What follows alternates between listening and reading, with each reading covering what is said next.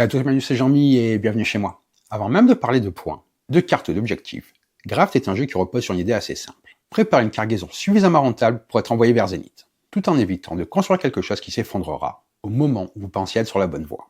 Parce qu'ici, chaque carte que vous posez pour votre cargaison va influencer la suivante. Au début, tout paraît ouvert. On regarde sa main, on repère quelques combinaisons intéressantes, on commence à construire quelque chose. Puis, les restrictions commencent à s'accumuler. Certaines cartes ferment des possibilités, d'autres ouvrent de nouvelles opportunités, et très vite, on se retrouve à jongler entre ce que l'on aimerait faire et ce que l'on est autorisé à faire. Ce que j'aime avec cette proposition, c'est que le jeu crée de la tension très naturellement, sans avoir besoin de règles compliquées ou alambiquées. À chaque tour, tout le monde joue simultanément. On choisit une carte, on la révèle, puis on passe la main au joueur suivant. Les décisions sont rapides, mais elles ont souvent plus d'impact que ce que l'on pense. Une carte récupérée d'un voisin peut complètement relancer votre plan, ou au contraire, vous pousser à revoir complètement ce que vous aviez prévu. Et pendant ce temps-là, autour de la table, tout le monde observe discrètement ce que font les autres. On surveille les badges disponibles, on essaie de comprendre quelles cargaisons sont en train de se préparer, et surtout, qui risque de valider certains objectifs avant nous. L'interaction est assez indirecte, mais elle est présente en permanence parce que les cartes circulent entre les joueurs, et que les objectifs sont communs.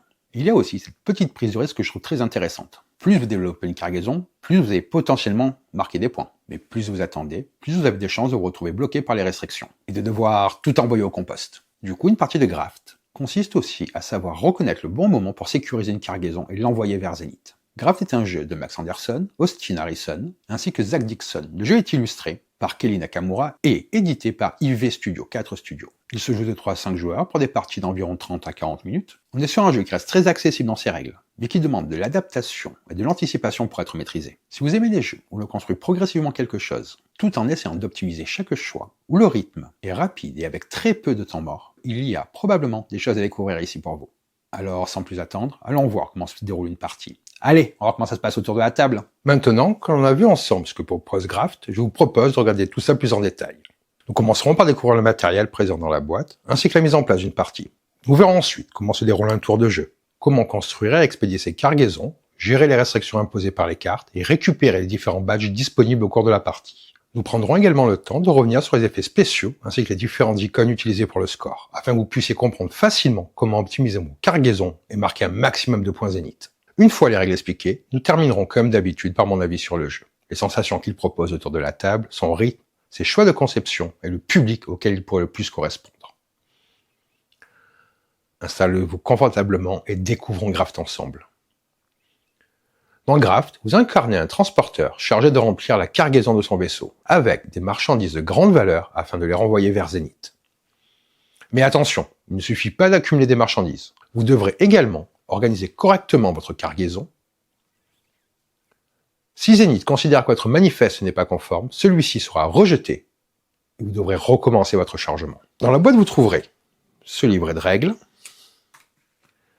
5 cartes cargaison de vaisseau, 90 cartes cargaison, 11 cartes badge or, 13 badge argent, 25 jetons joueurs assez magnifiques, soit 5 par joueur, ainsi que 5 cartes aide de jeu. Avant de préparer la partie, certaines cartes doivent être retirées selon le nombre de joueurs. À 5 joueurs, utilisez toutes les cartes. À 4 joueurs, retirez toutes les cartes portant l'indication 5+. À 3 joueurs, retirez toutes les cartes portant l'indication 4+, ainsi que celles avec l'indication 5+. Pour la mise en place, commencez par mélanger les badges or, piochez-en 2 et placez-les au centre de la table. Mélangez ensuite les cartes badge argent. Piochez-en 3 et placez-les sous les badges or. Chaque joueur reçoit ensuite l'une des 5 cartes cargaison de vaisseau. Si certaines cartes ne sont pas utilisées en fonction du nombre de joueurs, remettez-les dans la boîte. Prenez ensuite toutes les cartes cargaison autorisées par votre configuration de joueur, puis mélangez soigneusement pour former une pioche. Distribuez 5 cartes à chaque joueur. Enfin, chaque joueur choisit une couleur et récupère les jetons joueurs correspondants ainsi que la carte de jeu associée. À la fin de la mise en place, chaque joueur doit donc avoir en main 5 cartes cargaison, une carte cargo. Chaque carte cargaison peut comporter jusqu'à 4 éléments importants. En premier, le type de carte. Chaque carte possède un type identifiable grâce à son icône et sa couleur. Ici, ce sont les restrictions. Certaines cartes indiquent des restrictions. Celles-ci précisent quel type de cartes ne pourront plus être jouées après cette carte. Ici, nous retrouvons les effets de score. Cette zone indique comment la carte permettra de gagner des points Zénith lors du décompte. Et certaines cartes possèdent un effet spécial qui se déclenche lorsqu'elles sont révélées. Certains effets peuvent demander à un joueur de regarder sa pile de défausse, appelée le compost, puis d'y récupérer et de jouer un certain nombre de cartes de sa main. Si l'une de ces cartes, nouvellement jouée, possède un effet spécial, celui-ci est résolu immédiatement dès sa mise en jeu. Chaque carte badge peut comporter jusqu'à 3 éléments importants. Ici, le type de badge. Chaque carte possède un type identifiable grâce à son icône et sa couleur, que vous retrouvez également ici. Ici, la condition d'objectif. Après avoir expédié leur cargaison, les joueurs vérifient si les conditions indiquées sur les badges sont remplies.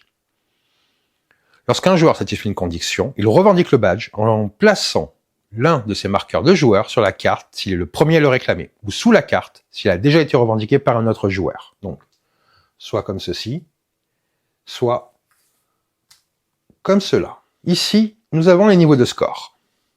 Le premier joueur à revendiquer un badge gagne la valeur la plus élevée en points zénith.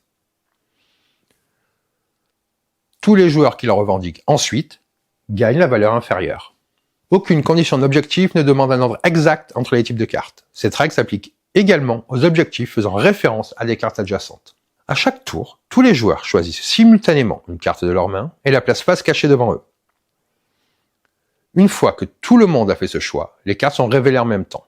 Ensuite, chaque joueur passe les cartes restantes de sa main au joueur situé à sa gauche. Les cartes jouées sont placées devant chaque joueur pour former une rangée. Elles sont empilées de gauche à droite avec un léger décalage afin de laisser visibles les icônes de restriction et de score. Pendant toute la partie, vous devez respecter l'ensemble des restrictions indiquées sur les cartes déjà présentes dans votre rangée active. Si vous enfreignez l'une de ces restrictions, vous faites un bust. Par exemple, je décide de placer cette carte devant moi. Toutes ces cartes, je les passe à mon voisin, en incluant la carte cargo. Et par exemple, pour placer les cartes, si je suis comme cela, donc là, les restrictions, par exemple, ces deux cartes-là ne pourraient pas aller ici à cause de cela. Vous retrouvez ces symboles-là, ici. À n'importe quel moment où il décide de la jouer, un joueur peut utiliser sa carte cargaison de vaisseau. Lorsque cette carte est révélée, le joueur expédie immédiatement sa cargaison vers Zénith. Cette action marque la fin de la rangée actuellement en cours et verrouille toutes les cartes qui la composent pour le décompte final. Une fois révélée, la carte cargaison de vaisseau retourne immédiatement dans la main du joueur. Le joueur doit alors la remplacer par une autre carte provenant de sa main afin de compléter sa rangée. Cette nouvelle carte doit aussi respecter toutes les restrictions présentes dans la rangée. Une fois la rangée terminée, celle-ci est déplacée vers la zone où seront conservées les cargaisons validées pour le calcul des points en fin de partie. Après avoir expédié sa cargaison, le joueur peut également tenter de revendiquer un badge s'il en remplit les conditions. Par exemple, si je joue ma carte cargo comme ceci, elle revient dans ma main et je joue une carte de ma main. Il y a également un autre cas particulier. Si tous les joueurs n'ont plus que leur carte cargaison de vaisseau en main, toutes les rangées actuellement en cours sont immédiatement expédiées vers Zénith.